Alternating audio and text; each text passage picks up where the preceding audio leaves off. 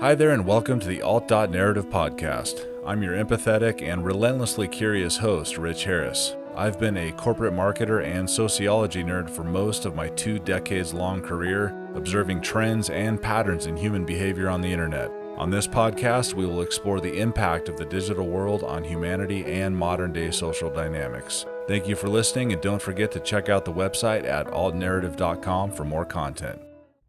Hello everyone, welcome back to the Alt.Narrative Podcast. Today I will be reading an entry from my personal blog. I started this blog based on some of the experiences I was having related to finance and being unemployed during COVID.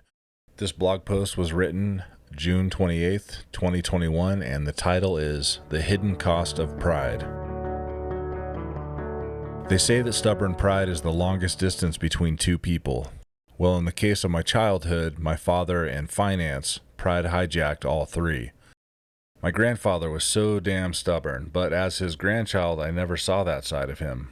All his grandchildren ever saw was his goofy sense of humor, hugs, playing marbles and Yahtzee, and cracking jokes nonstop. He was ridiculously silly whenever we were around. Grandkids seemed to allow him to be who he most likely really wanted to be and honestly was deep down in his heart. I got to see the unfettered version of a very loving, caring, and funny man. Now that I think about it, it probably was how he ultimately wished he could have been as a father. In his career, his work, his marriage, and as a father, he was one of those guys that was always viewed as having his shit more together than anyone else you've ever met. Yet in his personal life with regards to his own immediate family, that couldn't have been farther from the truth. Of course he loved his wife and kids dearly, and he made sure they had the fundamentals covered, food, shelter, etc., but his stubbornness hurt his loved ones more than he would ever let down his guard enough to know. To him, like most men in his generation, emotional vulnerability was nothing short of unacceptable weakness. There was only one way to do everything, and it was the way of the hard ass. My grandfather was on a constant quest to get approval for his existence from his own emotionally abusive parents, and never got a chance to realize it, so he projected that onto his own children, my father and his brother. How could my dad and uncle ever win in that situation as kids? This stubborn pride, those family remnants, all carried over to my dad with a vengeance, but this round was distorted and twisted up inside an extreme creative who was riddled with inner turmoil and war-torn PTSD from Vietnam. This lit a voracious forest fire under his addictive tendencies like alcohol, opiates, and cigarettes, which he would ultimately slowly and painfully succumb to in January of 2020. This made my father such a complex person to deal with.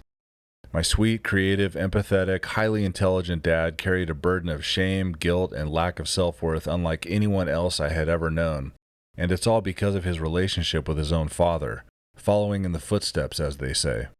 Because my dad was constantly shamed by his dad his entire life for just being his creative self, the parental toolbox my dad was given was so beat up and broken and rusty with hardly anything useful inside of it. When it was time for my dad to exercise his ability to parent 2 emotional and sensitive boys, my brother and I, he had no tools to do it.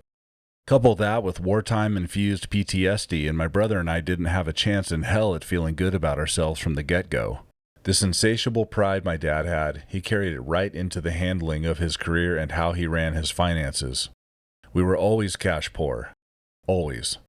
He had hated working for other people at someone else's company. He hated being told what to do because he was more often than not way more intelligent and creative than his bosses, and his pride would not let him put up with that shit. The problem with this is that while he chose the path of working for himself, he was horrible at marketing his own talent and creative work. Why? He had no self-esteem and too much insecurity thinly veiled as pride. The economics of our household were terrible.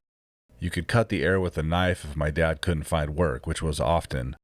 My childhood was full of tension, unhappiness, stress, and my dad was a constant ticking time bomb of sometimes maniacal anxiety anytime money was discussed. You never brought it up at the dinner table. If you did, you'd get put on blast about how hard he works, how we are disrespecting him, and how much we all need to appreciate what we have, which in principle I agree with, but in approach, it alienated all of us kids and cemented in us that money should be associated with misery, stress, and our own worthlessness or ability to ever have any of it. This was our foundation for finance growing up. That wraps it up for today's Alt.Narrative Podcast episode. Thank you for listening, and please check us out online at altnarrative.com for more content.